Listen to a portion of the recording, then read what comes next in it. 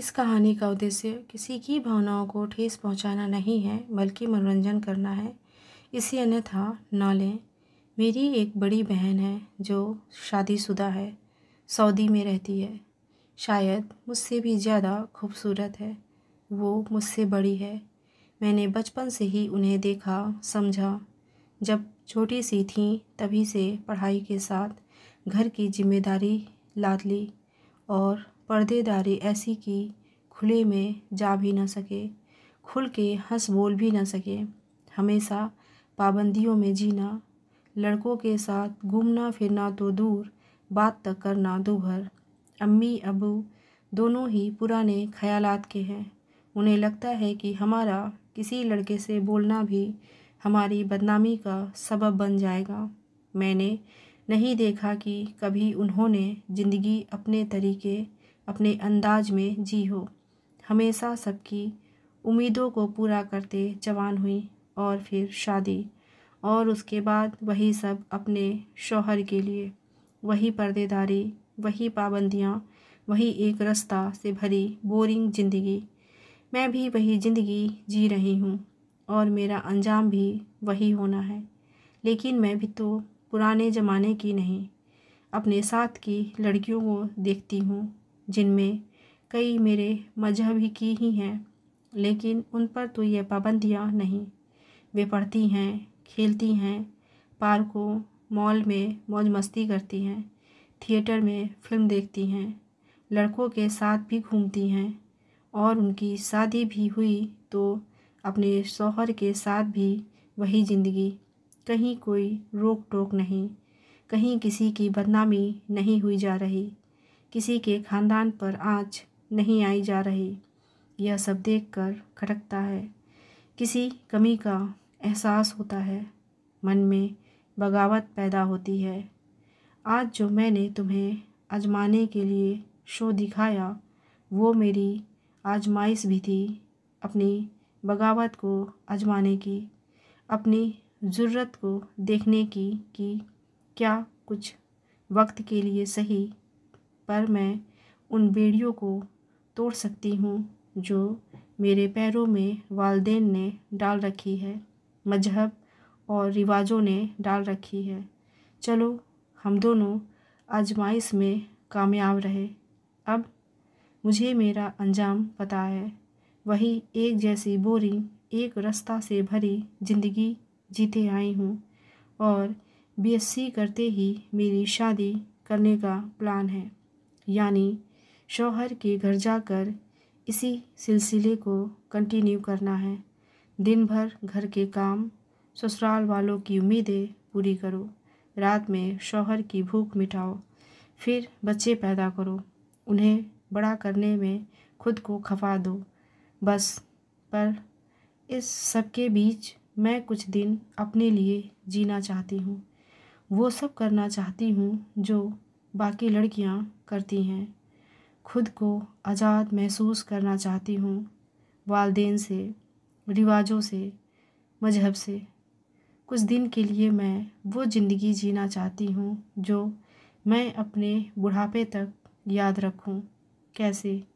घर के लोग गांव गए हैं, वहाँ मामू रहते हैं, जिनके आखिरी बेटे की शादी है, इसलिए इतने दिन रुकने का प्रोग्राम बना। मेरे बाकी रिश्तेदार यहीं लखनऊ में रहते हैं, इसलिए इस शादी के बाद कोई ऐसा मौका नहीं बनने वाला कि मुझे यूं आज़ाद होने का मौका मिले।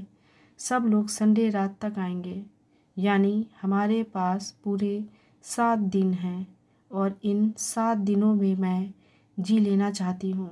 पिछले 3 महीने से मुझे पता था कि ऐसी नौबत आने वाली है, और मैं कोई ऐसा ही साथी चाहती थी जो ये वक्त मेरे साथ मेरे तरीके से तो गुजारे, मगर आगे मेरे लिए प्रॉब्लम ना बने, क्योंकि मैं इश्क नहीं कर सकती। मेरा कौमार्य मेरे शौहर की अमानत है, और अपनी ज़िंदगी जीते हुए भी मैं इतनी ईमानदारी तो ज़रूर निभाऊंगी कि मुझे उस इंसान के सामने शर्मिंदा ना होना पड़े जिसके साथ मुझे पूरी ज़िंदगी गुजारनी है।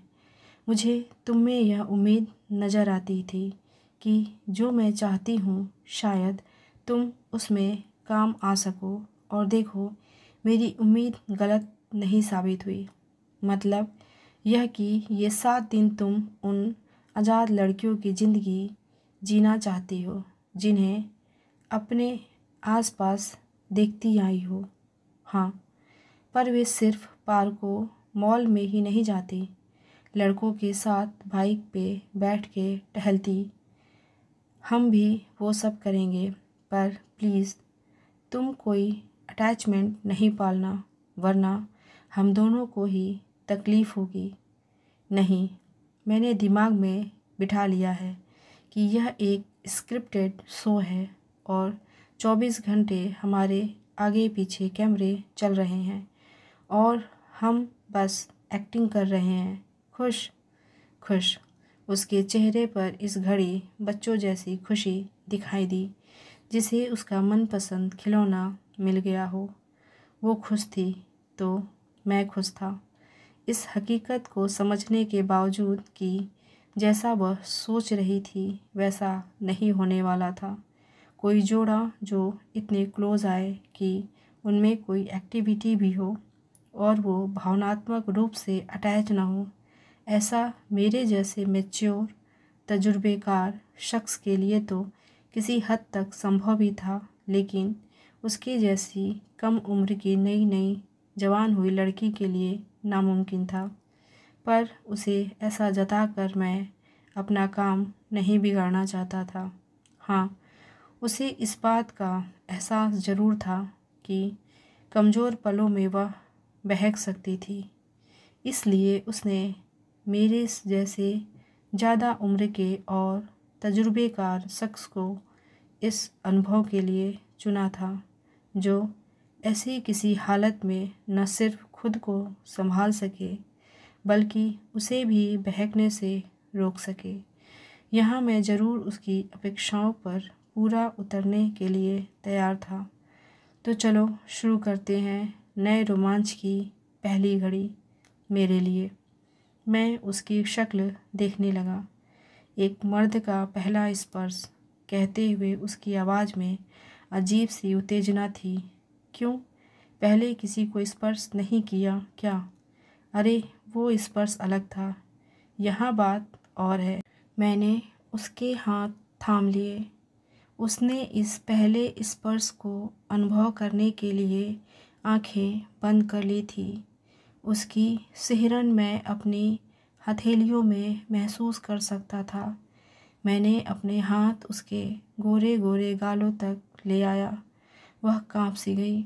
मैं अपना चेहरा उसके चेहरे के पास ले आया कि मेरी सांसें उसके चेहरे से टकराने लगी। मैंने अपने होंठ उसके माथे से टिका दिए।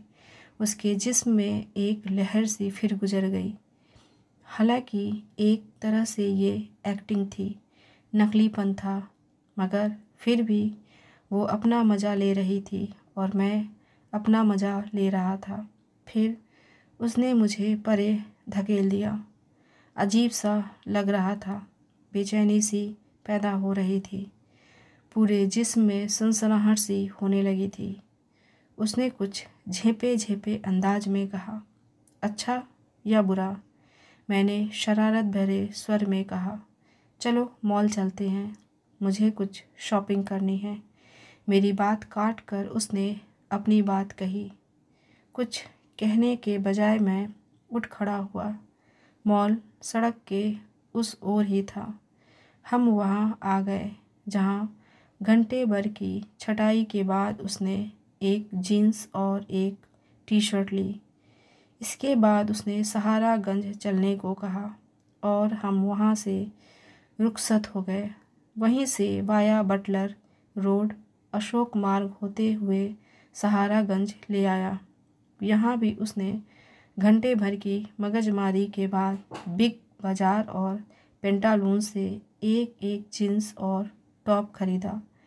तब तक कुछ भूख भी लग आई थी, तो हमने वहीं ऊपर रेस्टोरेंट से पिज़्ज़ा खाए और इसके बाद उसकी मर्ज़ी के मुताबिक मैं उसे बड़े इमामबाड़े ले आया। जहाँ काफ़ी देर इधर उधर घूमते बकैती करते वक्त गुजारा और फिर सामान चप्पल देखने वाले को पकड़ा कर बावली और भूल भुलैया की तरफ चले आए। वहाँ कई कम रोशनी वाले कोनों में ऐसे जोड़े दिखे जो लिपटे चिपटे मस्त थे और जिन्हें देखकर उसकी आरजुएं भी सर उठाने लगी थी। अतएव वह मुझे एक दर में खींच लाई। देखो, मैं नहीं चाहती कि मैं सब कुछ अपने मुंह से कहूँ। मैं चाहती हूँ कि तुम खुद से समझो कि मेरी उम्र की लड़की की क्या इच्छाएं होती हैं।